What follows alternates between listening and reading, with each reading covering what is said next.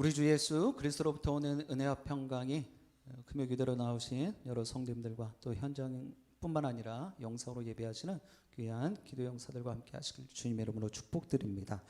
오늘 말씀의 제목은 두려움의 이유는 예수님의 부재 때문이다.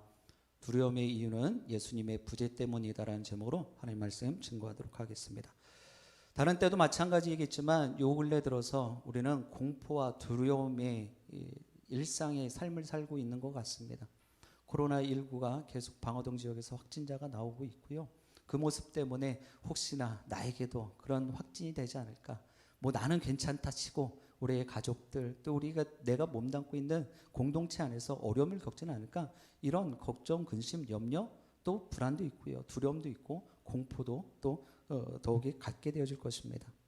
또 이뿐만이 아니죠. 지금 계속되어지는 폭우로 인해서 우리 지역은 그래도 좀 안전한 편인데 지방에서 뉴스를 접해서 보니까 정말 사망자가 속출하고요. 또 수재민이 계속해서 나오고 있는 것을 보게 되었습니다. 이런 것들을 보고 있노라면 그렇습니다. 사람은 이 두려움이 사그라들 일이 없는 것 같아요. 우리네 인생은 시간마다 두려움이고 또 무서움이고 공포가 엄습해오는 그런 모습은 아닌가라는 생각도 해보게 되어집니다. 작은 일에 대해서도 걱정과 염려, 불안이 만들어지죠. 또 어떨 때는 내 육신의 연약함 때문에 두려움이 만들어져요. 병원 가서 검사를 하고 또 수술을 하게 되어질 때 정말 걱정과 불안이 한가득이더라고요. 근데 오늘 말씀의 제목을 잘 생각하고 여러분들이 이 주제를 마음편에 좀 새기실 수 있기를 바랍니다. 두려움이 왜 만들어지느냐? 정확하게 제가 이야기를 하고 있죠. 예수님의 부재예요. 한문으로 명기를 해놓았습니다. 예수님의 존재가 없다라는 것입니다. 어디요? 내 삶에, 내 심령 가운데 예수님이 안 계시면 나는 이 모든 상황들 때문에 두려워하고 무서워하고 또 더 나아가서는 공포감마저 엄습해 온다는 것을 우리는 꼭 알아야 됩니다. 그러니 여러분들 오늘 현장 예배에 나오신 것 보면은요, 이 상황에 두려움이 어찌 없겠어요? 나 때문에 우리 교회 공동체가 불편하진 않을까, 이런 걱정도 염려도 다 있었을 거예요. 그럼에도 불구하고 우리가 예수님을 만나고자 하는 귀한 발걸음을 옮겼을 때 하나님께서는 오늘 풍랑을 만나고 있었던 제자들을 만나주셔서 그 모든 것들을 해결해 주셨던 것처럼 우리의 모습들을 통하여 영신교회 공동체의 문제뿐만 아니라 이 코로나19의 문제들까지 다 빠짐없이 해결해 주실 줄 믿습니다. 내가 하는 게 아니에요. 우리 찬양도 드렸잖아요. 내가 갖고 있는 것으로 하는 것이 아니라 주님 주신 힘으로, 능력으로 그것들을 감당할 수 있게 되어진다는 말입니다. 더욱이 오늘 본문을 통해서 우리에게 두려움과 공포의 근본적인 이유가 무엇인지를 한번 생각해 보기를 원합니다. 그냥 눈에 보여지는 이 상황과 현상 때문에 무서워하는 것이냐? 아닐 거예요. 여러분들 아마 남자분들은 다 아실 거예요. 군대 가서 그 무서운 경험들, 근데 하다 보면 익숙해지고요. 또 그 모든 무서움과 두려움은 언제 가졌느냐 하면서 지나가요. 그럼 그러한 마음들을, 그런 모습들을 갖게 되어진 이유가 무엇이냐라는 거예요. 근본적인 이유가 무엇이겠느냐라는 것이죠. 오늘 주시는 말씀을 통해서 왜 두려움과 공포를 갖게 되어졌는지, 또 어떻게 이런 두려움과 무서움, 공포감을 없앨 수 있는지 우리 상고하며 도전하게 되기를 주님 여러분 축복드립니다. 오늘 본문에 보니까는요, 제자들이 이 오병이어의 기적을 체험하고 나서 예수님과 떨어졌어요. 그러고 나서 그들의 목적지를 향해서 목적지로 가기 위해서 배를 타고 나갑니다. 그들의 목적지는 오늘 말씀 뒷부분에 보면 가버나움이에요. 그리고 그들이 지금 배를 띄운 곳은 갈릴리 호수입니다.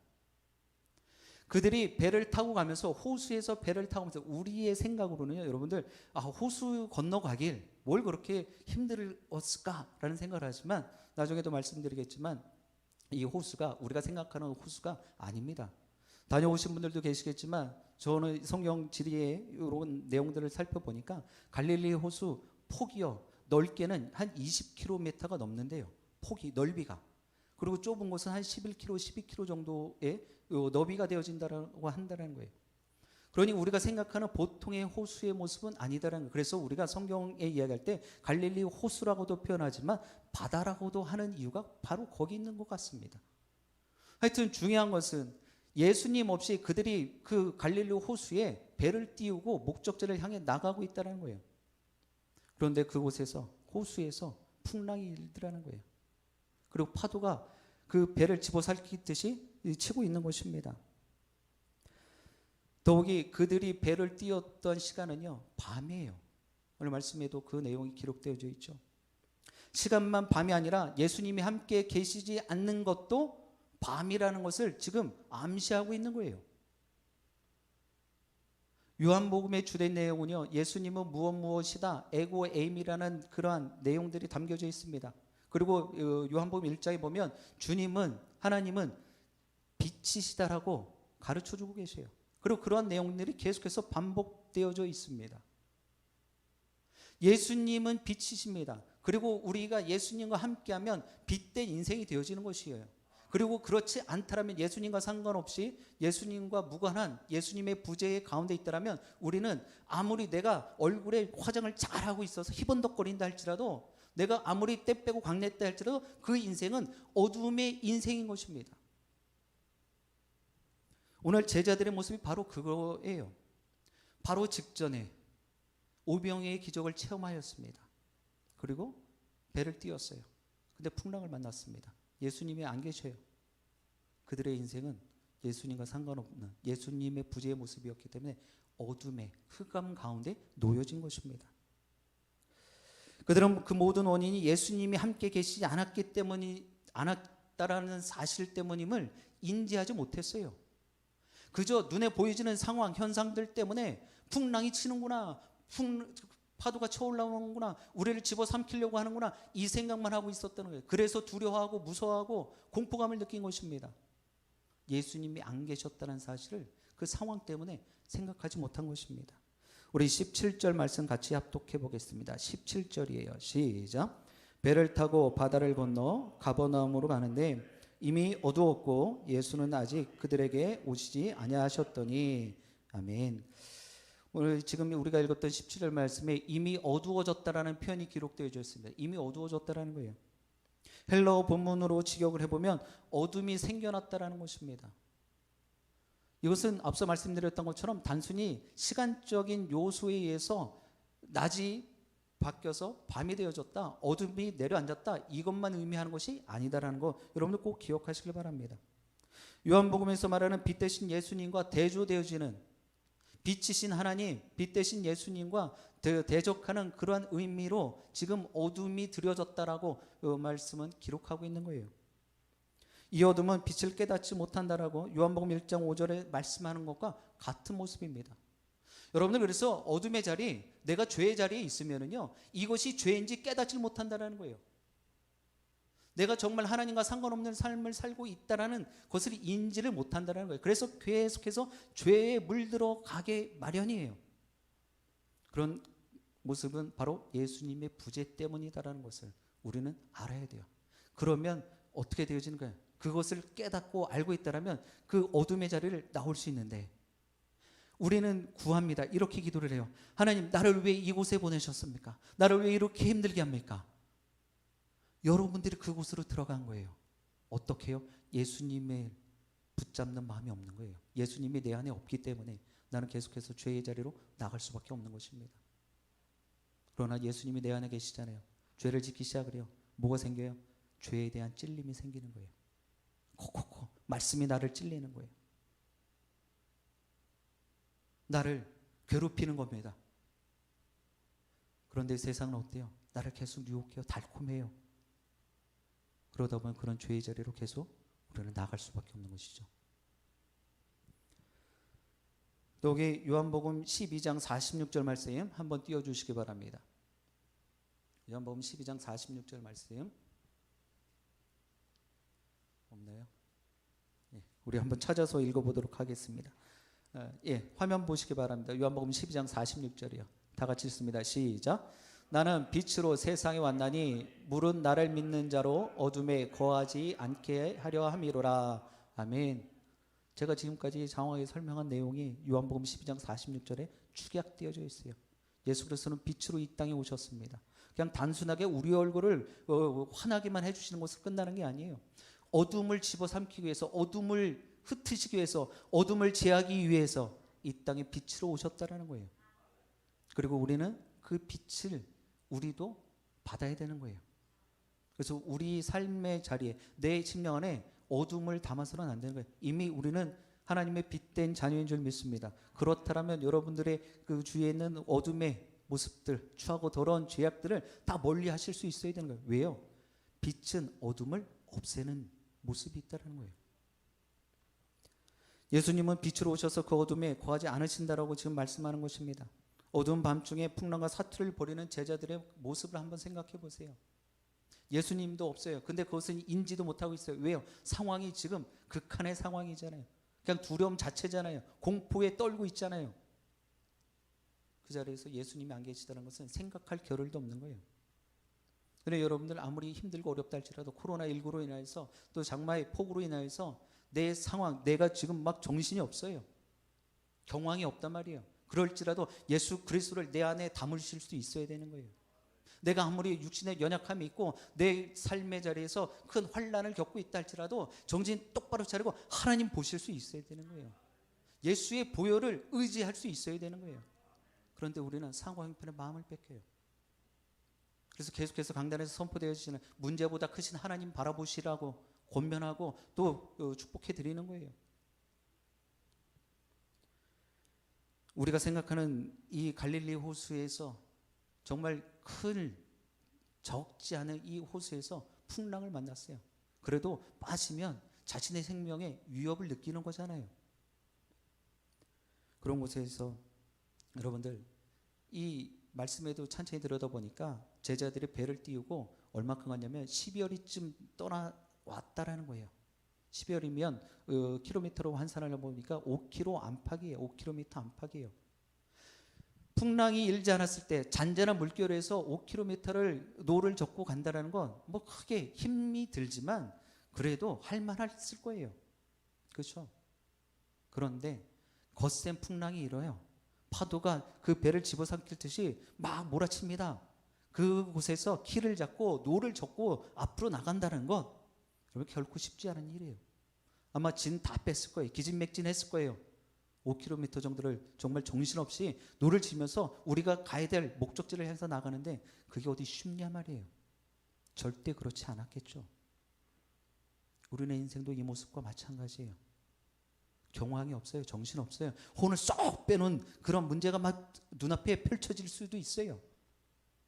지금 제자들의 모습이 우리의 모습 같다라는 거예요. 그럼 뭐가 문제일까요? 그 가운데 제자들의 상황, 이것을 잘 들여받아 볼 수 있어요. 체력적으로도 기진맥진하고 이것을 어떻게 넘어가야 되나, 이것을 어떻게 감당해야 되나, 이런 마음의 걱정과 두려움이 막 생길 때, 근데 중요한 문제를 놓쳤어요. 그들은 이 두려움의 시작, 이 공포감에 내가 지금 떨고 있는 이 상황이 어떻게 만들어졌냐라는 거예요. 바로 예수 그리스도의 부재 때문이라는 거예요. 그리고 더한 극한의 두려움이 만들어지는 것이 오늘 말씀에 기록되어져 있습니다. 뭐예요? 저 거센 풍랑 치는 곳에서 뭐가 하나 또벅또벅 걸어오는 거예요. 더 무섭지 않겠어요? 기진맥진해서 정신을 쏙 빼는 상황에서 야 이거 이러다 죽는 거 아니야? 이런 생각만 하고 있는데 거무튀튀한 물체가 자신들의 배로 이렇게 걸어오는 거예요. 얼마나 더 무서웠을까요? 두려웠을까요? 아마 어떤 제자들은 그 혼자서 생각을 했을까요? 이게 정말 내가 끝난 건가? 내가 이제 헛개비가 보이네. 귀신이 날 잡아가려고 막 나오는 거 아니야? 뭐 별의별 생각을 다 했겠죠. 그러니 더 두렵고 더 공포에 떨었을 것입니다. 예수님의 호수 위를 걸어올 때 더 극한의 공포감을 느꼈을 거예요. 이 껌껌한 밤중에 거센 풍랑이 일어나고 있는 그 가운데 뭔가가 걸어오고 있다는 것을 생각만 해봐도 막 등골이 오싹하지 않으십니까? 그런데 제자들에게 있어서 이 어둠은요, 시간의 문제가 아니라는 거예요. 제가 지금 계속해서 이야기하고 있는 중요한 사실은요, 예수님이 함께하고 있지 않다라는 것입니다. 그럼에도 불구하고 주님께서는요, 바람과 파도를 잔잔하게 하시고 무리를 걸어서 어둠 속에서 빛으로 오시는 예수님을 알아보는 그 안목이 그에 대한 인지를 못하고 있었다는 것입니다. 분명히 그 전에 기적 봤잖아요. 오병이어의 기적을 체험했단 말입니다. 예수님께서는 보리떡 2개와 5개와 그리고 물고기 2마리로 5,000명을 걷어먹인 그 기적을 제자들이 보았는데도 불구하고 그것을 인지하지 못했다는, 무리로 걸어오는 저 사람이 저것이 무엇이냐라는 그런 극한의 공포를 또 갖는 것입니다. 요한복음은 계속해서 사람들이 이 땅에, 하나님께서 이 땅을 창조하셨죠. 그럼에도 불구하고 이 땅에 피조물인 사람들에게 인정받지 못하고 대접받지 못했다라는 것을 계속해서 기록하고 있어요. 그러는 건데 요한복음 3장 16절은 아주 정확하게 이 어리석고 우매한 이 하나님의 피조물인 사람들에 대해서 하나님의 사랑을 표현하십니다. 하나님이 이 세상을 이처럼 사랑하셔서 독생자 아들 예수 그리스도를 이 땅에 보내주셨다는 거예요. 그리고 그를 믿는 자마다 빠짐없이 영생을 주시겠다 약속하시는 것입니다. 사람은요, 근본적인 불안과 두려움이 있어요. 그럼에도 불구하고 자기가 뭔가를 열심히 해보면, 최선을 다하고 노력을 해보면 이것을 해결할 수 있을 것이다라는 아주 단단히 큰 오해와 착각을 갖고 있단 말입니다. 그것을 해결하고자, 그 문제를 좀 어떻게든지 끝내고자 이 사람 저 사람 찾아가서 도움을 요청을 합니다. 근데 여러분들, 그런 요청을 청할 때마다 참 자괴감이 들 때가 있어요. 도움을 주는 사람들도 있지만 그렇지 못하고 문전박대 당하고 정말 나를 자존심 구겨지게 만드는 그런 상황도 나에게 주는 모습들이 있더라는 거예요. 그러다 보면 어떤 생각이 들어요? 결국 세상은 나 혼자구나 이러면서 외로움과 또 고독감이 막 몰려와요. 여러분들, 우리가 삶을 살아가면서요, 옛말에도 그런 말이 있잖아요. 소도 비빌 언덕이 있어야 비비는 거다. 우리가 뭔가를 해보려고 그렇게 부단히 노력을 하고 발버둥을 치면 칠수록 우리는 늪지대처럼 계속 빠져들 수밖에 없어요. 우리의 죄의 모습들이, 죄인된 모습들이 그럴 수밖에 없어요. 우리 스스로는요, 내 문제를 해결할 것 같은데 절대 그렇지 않아요. 하나님께서 돕고 계셔야지, 하나님께서 참견해 주셔야지만이 그 일들이 가능한 줄 믿습니다. 근데 믿음 생활 하시면서도요, 그것을 이해를 잘 못하시는 것 같아요. 내가 뭔가를 더 해야지만이, 내가 노력을 더 열심히 분발해야지만이 하나님께서, 아니 이 문제들이 해결될 수 있을 것이다라고 생각을 하면서 신앙생활 하신다는 거예요. 이런 생각은 또 어떤 모습으로 나타나냐면요, 교회 다니고 믿음 있으면 만사형통할 거야 이러면서 이야기하시는 분들이 있어요. 오늘 제자들의 모습 보시기 바랍니다. 이 모습이 만사형통의 모습이에요? 아니잖아요. 신앙생활을 한다고 하지만 내 힘으로 뭔가를 하려고 하면 할수록 뭔가 더 꼬여지고요, 더 어려움의 모습들을 만나는 거예요. 제가 일전에도 말씀드렸잖아요. 노래 잘하는 비결은 다른 데 있지 않아요. 힘을 빼면 되는 거예요. 그럼 노래 잘하는 거예요. 그래서 우리 노래 못하는 사람들 뭐 한다고 그래요? 돼지 멱 단다라고 제가 말씀드렸잖아요. 목에 힘 주고 있으니까 노래가 안 되는 거예요. 하나님을 만날 때는요, 힘을 푸셔야 되는 거예요. 그래서 도슨 들고 천부의 의지 없어서 나가야 되는 거예요. 근데 주여 꼭 쥐고 나는 이 문제는 내가 해결해 보겠습니다 이러고 계시면 안 되는 거예요. 우리 하나님은요, 여러분들의 어떤 모습이든지 다 만나고 싶어 하십니다. 죄인된 모습이든지 그냥 있는 모습 그대로 나오라고 그렇게 말씀하고 계세요. 근데 오늘 지금 여러분들은 어떤 모습으로 나오셨습니까? 찬양할 때 여러분들은 어떤 모습으로 하나님께 찬양하고 경배하고 계십니까? 사람 의식하지 않으세요? 제가 지난 시간에도 말씀드렸어요. 기도원에는 목적이 있는 사람들이 있어서 뭐가 누가 시키지 않아도 자기네들이 다 알아서 해요. 왜 그럴까요? 절박하니까, 갈급하니까 그런 거예요. 근데 제가 말씀드렸잖아요. 교회만 오면 교회는 되게 이성적으로 말씀 드리려고 하고요, 이성적으로 논리적으로 또 음악적으로 찬양을 하려고 그래요. 음정 좀 틀리면 어때요? 박자 안 맞으면 어때요? 하나님이 그것 따지면서 평가하시는 분 아니잖아요. 어디 오디션 나오셨어요? 아니잖아요. 하나님은 여러분들의 목소리를 통해서 찬양받기를 원하신단 말이에요. 나는 찬양이 안 되네 이러고 입만 그냥 읊조리고 계시는 분들이 계세요. 그러지 마세요. 여러분들의 중심을 보고 싶어 하시는 하나님이십니다. 옆에 있는 사람 의식하는 것이 아니라 하나님을 의식하셔야 돼요. 제가 오늘 말씀 주면서 꼭 드리고 싶은 이야기는 그거였습니다. 지금 일어나고 있는 상황들 때문에 조심하고 또 걱정하고 염려하는 거 다 충분히 이해해야 돼요. 그런데 여러분들 교회가 가져야 될, 성도가 가져야 될 본분이 뭐냐는 거예요. 본질이 뭐냐는 거예요. 이걸 계속해서 저는 혼자서 고민하고 있습니다. 이것도 하나님께 맡겨야 드려야 되는데 우리 예배 드리는 모습이 결코 부족한 모습이 아니에요. 영상으로도 지금 예배가 송출이 되고 있으니까요. 그런데 그 모습 안에서 우리 교회 공동체의 모습을 어떻게 찾아갈 것인지 그게 고민스러워지더라고요. 예배는 다 드려요. 처소에서 다 해요. 그런데 영신교회 모여라 라고 했을 때 여기 나와 있는 분 빼고 현장 아닌 온라인으로 예배 드리는 분들이 얼마만큼 모일 수 있냐는 거예요. 다 하나님의 백성들은 맞죠. 앞으로 그런 것들에 대해서도 고민스러워져요. 벌써 코로나19로 시작하고 영상 예배로 시작한 지 한 4개월이 지나고 있어요. 언제 끝날지 기약도 없어요. 아마 올해까지도 이 모습은 계속 만들어져야 될 것이고 또 이러한 흐름이 변화를 통하여서 계속해서 이 모습은 만들어져야 될 것입니다. 그럼 다음의 모습을 걱정하고 염려해야지요. 여러분들은 그래도 그 전에 신앙의 세대였기 때문에 현장에 나가야 된다라는 그런 그 강박 아닌 강박의 마음들이 있어요. 근데 그 밑에 다음 세대의 신앙인들은요, 그런 모습보다는 영상이에요. 헌금도 온라인으로 할 수 있으니까. 그럼 그들에게 소속감과 공동체성을 어떻게 줄 수 있냐 말이에요. 그러면 우리가 그 사도행전에서 말하는 초대교회의 모습을 찾자라고 이야기하는데 모여서 힘쓰고 기도하고 떡을 떼고 자신들의 물품들을 서로 통용하고 이러한 모습들을 찾자라고 계속해서 이야기를 했는데 그 말씀을 이제는 어떻게 받아들여야 되냐라는 거예요. 이런 것들을 두려움과 공포로 밀려오기 시작을 하는 거예요. 이것도 하나님께서 우리가 더 깊이 기도하고 또 온라인으로 영상으로 예배하는 지체들도 이러한 것들의 지혜를 달라고 기도하면 분명히 하나님께서 해결해 주실 줄 믿습니다. 해결점을 찾게 해주실 거예요.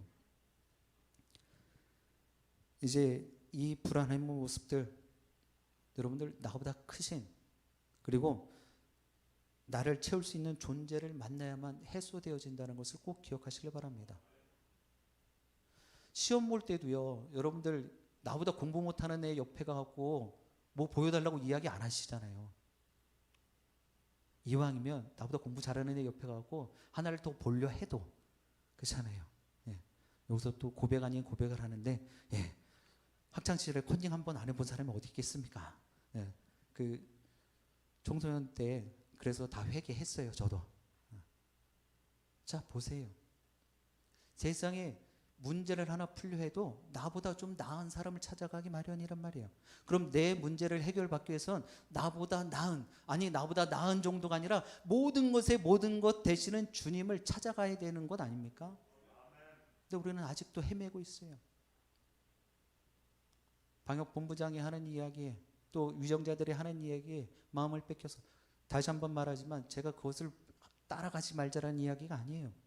조심해야죠. 그런데 교회가 지켜야 될 본질, 교회가 지난주에 그러한 교회의 방역 지침에 내려져서 또 조심하고 또 오늘 해제가 되어져서 또 조심하라고 이 문제가 아니다라는 거예요. 오히려 세상 사람들이 깜짝 놀랄 만한 그런 모습들을 보여주고 그리고 그 안에 우리가 하나님을 찾고 하나님을 만나는 그 중심을 보여준다면 세상 사람들도 이렇다 저렇다 이야기 못할 거예요. 그것도 제대로 안 지키니까 그것 때문에 나머지 하나님의 교회들이 어려움을 당한다라는 거예요. 그러니 여러분들 그러한 상황들 가운데서도 불편해하지 마세요.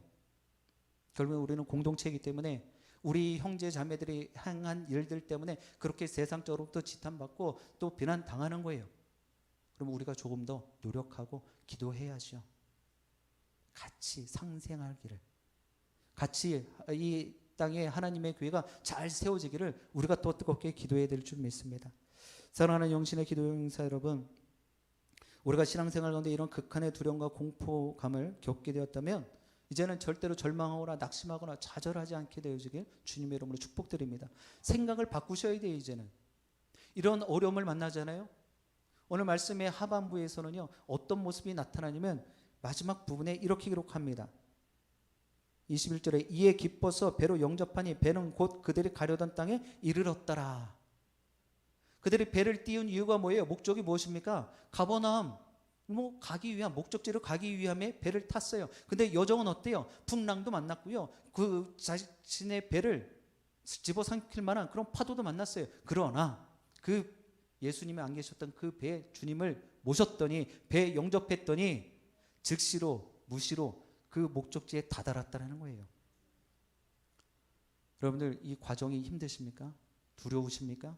공포에 떨고 계십니까? 하나님께 맡기실 수 있길 바랍니다. 그리고 주님을 내 안에 모실 수 있게 주님의 이름으로 축복드립니다. 주님께서 선포하실 거예요. 내가 너와 함께 하겠다라고. 내가 이 모든 문제들을 해결해 주겠다라고, 내가 친히 일하겠다라고 말씀하고 또 보여주실 줄 믿습니다. 이제 주님이 준비하신 크고 놀라운 일을 기대하라는 사인으로 볼 수 있길 바래요. 그러니까 이거 상황 하나 끝내고 그냥 끄덕끄덕하고 이런 정도로 여러분이 생각하시면 안 돼요. 하나님의 사람들은요, 믿음의 영혼이 활짝 열려야 되는 거예요. 이것을 세상적으로 이야기를 하면 통찰력이라는 거예요. 인사이트예요. 코로나19가 끝나면 어떤 모습들이 만들어질지 우리는 예측할 수 있어야 되는 거예요. 근데 이 문제 때문에 예측은커녕 지금 하나 문제 해결하는 것도 허덕허덕거리고 있으면 안 된다는 거예요. 특별히 지금 여러분들의 모습으로 끝날 것이 아니잖아요. 하나님 오실 때까지 이 땅 위에 교회들은 세워져 있어야 되는데 다음 세대에게 이 신앙을 어떻게 개선시킬지 여러분들이 지금부터 기도하며 연구하고 준비하셔야 되는 거예요. 우리는 그래도 해요. 어렵더라도 불편하더라도. 아마 이 가운데서 신앙생활 하시면서 교회 다닌다고 또 많이 핍박받았던 분들도 계실 거예요. 그렇지 않은 분들도 계시겠지만 저희 가정도 그런 가정이었습니다. 제가 말씀을 주면서 저희 어머니가 정말 존경스럽다는 생각을 또 했어요. 믿지 않는 남편하고 신앙생활을 한다는 게 결코 쉽지 않았습니다. 그런 모습들에서 죽으면 죽으리라는 그런 담대함이 계셨어요. 여러분들 코로나19가 힘들어요. 저도 버겁습니다. 그리고 계속 되어지는 이런 그 정치, 경제, 사회적으로 너무나 불안하고 너무나 힘겨워요. 그러나 내가 하나님을 제대로 만나고 있다면, 하나님이 어떤 분이신지 제대로 알고 있다면 절대로 염려할 이유가 없다는 거예요. 여러분들 가장 걱정하고 염려하고 두려워하고 공포를 떨어야 되는 건요, 나라가 저 교회 현관문 앞에 합판 갖다 놓고 교회를 출입을 못하게 막아내는 거예요. 지난주 같은 경우도 참 걱정도 스러웠지만 정기 예배는 드리라고 했잖아요. 누가 교회 가지 말라고 손가락질하고 비난하는 사람은 있어도 막는 사람은 없잖아요. 근데 문제는 뭐예요? 내가 의식해서 못 나오는 거예요. 내가 그 얘기 듣기 싫어서 안 나오는 거예요. 근데 여러분들 그것으로 끝내시면 안 돼요. 예수 그리스도께서 전혀 안 받아도 될 질고와 그리고 비난과 그 조롱 다 당하셨잖아요. 무엇 때문에요? 여러분들 때문이에요. 근데 우리는 직장에 가서 또 동네 이웃들한테 교회 갔다 왔어? 이런 이야기 때문에 그 소리 듣기 싫어서 두려워서 겁나서 교회를 안 나오는 거예요. 지난주 수요일날도 말씀드렸지만 제가 영상 들어오기 전에 틀었어요. 여기 나오신 분들 수요일 금요일 같은 경우는 뭐 나오시는 분들이 다 나오셨어요. 그럼에도 불구하고 수요일 금요일도 영상이 송출이 되어지죠. 그럼 저는 참 목회자라서 좋게 생각하고 있었던 것 같아요. 정말 상황이 안 돼서 이걸 예배로 못 나오신 줄 알았어요. 근데 영상을 보니까 딱 걸리는 거예요. 지금도 제가 보니까 16분 들어와 계세요. 그러면 상황이 여의치 않아서 내가 나오고는 싶은데 정말 형편이 안 돼서 예배 첫으로 못 나온 거에 아니다라는 이야기밖에 안 되는 거예요. 이 모습을 주님께서 바라보시면서 정말 쓸데없는데 두려워하고 공포감 느끼고 있는 우리의 모습을 보면서 얼마나 마음이 아프시겠습니까?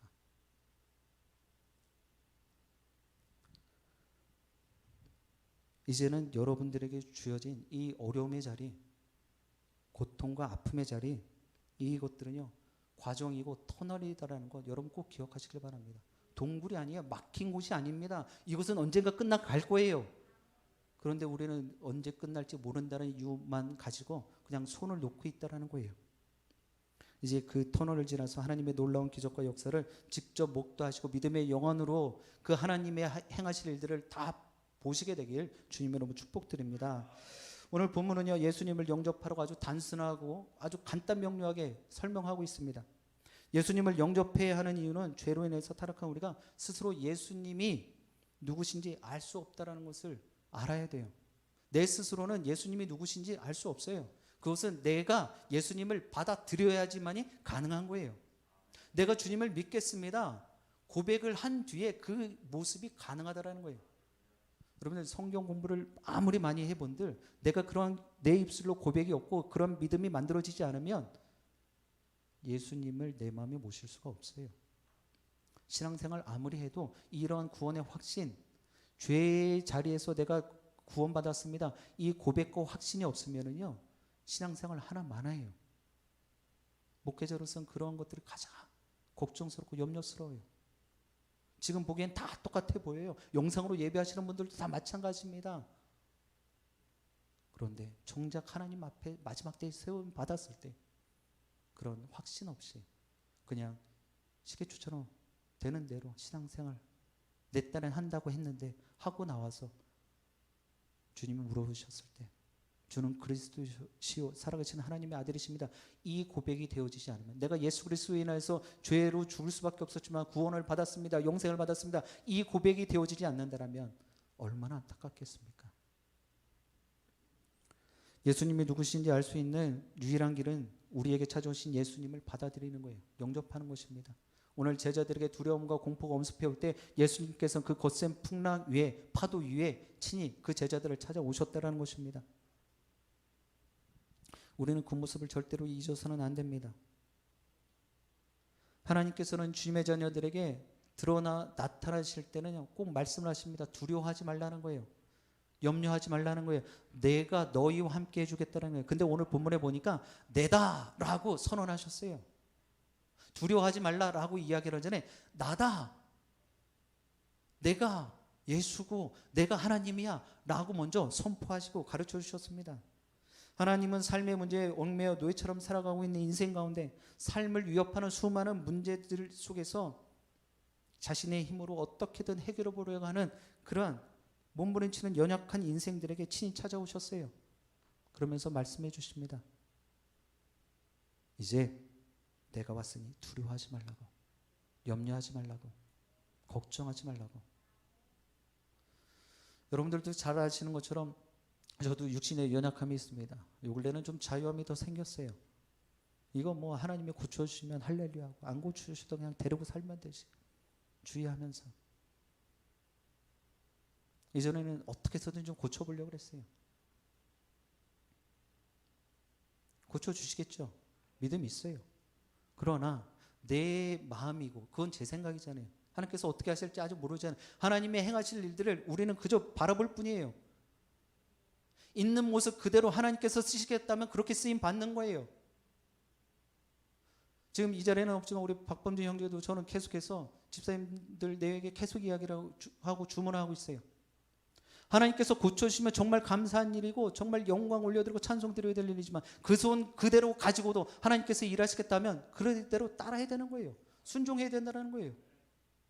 그리고 더 안 좋은 모습으로도 하나님께서 그 뜻을 펼치시겠다면 따라야죠. 내가 하고 싶은 대로 내가 원하는 대로 하나님께서 안 들어주실 수도 있다는 거예요. 우리는 그것을 인정해야 되는 거예요.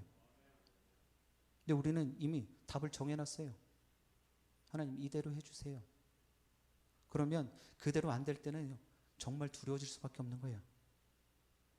병원에 갈 때마다 저는 정말 기분도 좋고 컨디션도 좋고 막 해서 갔는데 아니다라는 거예요. 그럼 걱정이 되겠죠. 근데 하나님한테 맡기는 거예요. 안 돼도 하나님 또 길을 내주시겠죠. 뭔가 수가 있으시겠죠. 저는 없지만 의사들은 없지만 하나님께서 길 내시겠죠. 얼마 전에 그런 이야기 들었어요.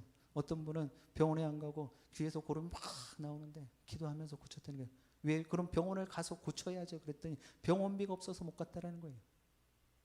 하나님께서는 그렇게도 역사하실 수 있는 분이에요.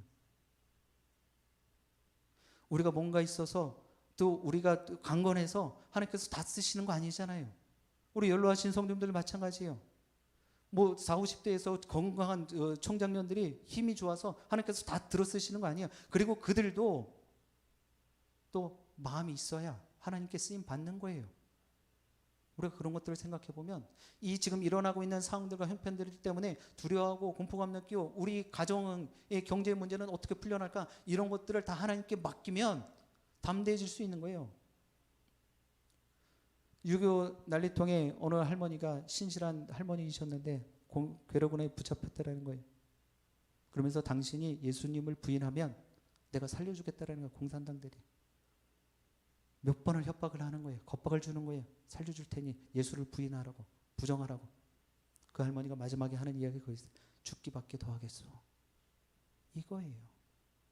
풍랑 가운데 있었지만 내가 그 문제에 빠져 있으면요 그냥 죽는 거예요. 그러나 내가 죽기밖에 더 하겠냐, 죽기 아니면 까무러치기, 예수 그리스도 의지합니다, 붙잡겠습니다 하면 그때부터 다시금 소성케 되어지는 줄 믿습니다. 그때부터 일어나게 될 줄 믿습니다. 지금 모두가 안 되는 거예요. 힘들어요. 그런데 우리가 정신 똑바로 차리고 예수 그리스도의 십자가를 바라보며 나가면 하나님께서 분명히 일하실 줄 믿습니다.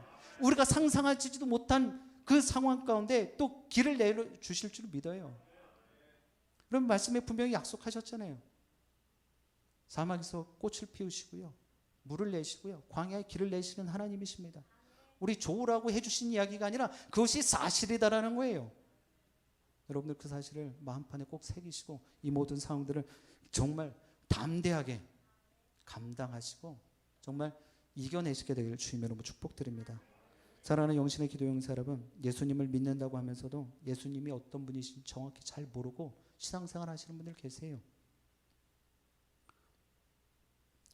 인간은 하나님을 모르기 때문에 세상의 파도가 두려울 수밖에 없어요. 그렇잖아요. 믿음이 없는 사람들은요 그냥 세상에 자신들을 힘들게 하는 것들 때문에 두려워하고 힘들어하고 영적으로 정신적으로 힘들어하는 거예요. 불편하는 것입니다. 그런데 우리는 빛 대신 주님만 의지하고 그 분 통해서 이 모든 상황들의 어두움들은 제거될 줄 믿습니다. 빛이 있어야 어둠의 장애물들이 제거되어지는 거예요. 그리고 오늘 말씀의 마지막 부분에 분명히 예수님께서 그 배에 타시니 그대로 목적지에 다다랐다는 것입니다. 예수님은 우리에게 오신 하나님이십니다. 주님의 풍랑이 있는 어두운 바다 한복판까지 친히 오셨어요. 이 어렵고 힘든 자리에 우리와 지금 함께 해주고 계시다는 사실을 잊지 않길 바랍니다. 그리고 우리와 함께 하심으로 우리가 마음 가운데 갖고 있는 이 두려움과 공포심을 다 제어해 주셔서 능히 감당하며 우리의 목적지까지 이끌어 주실 줄 믿습니다. 우리 영신교회 2020년 표어가 뭐예요? 말씀으로 살아나는 교회잖아요. 분명히 말씀으로 살아나는 교회의 그 목적을 정확하게 분명히 이루어 주실 줄 믿습니다. 그것을 기대하시고 소망 갖고 이 모든 상황들에 마음 뺏기지 마시고 담대하게 거침없이 나아가시게 되길 주님의 이름으로 간절히 축원드립니다.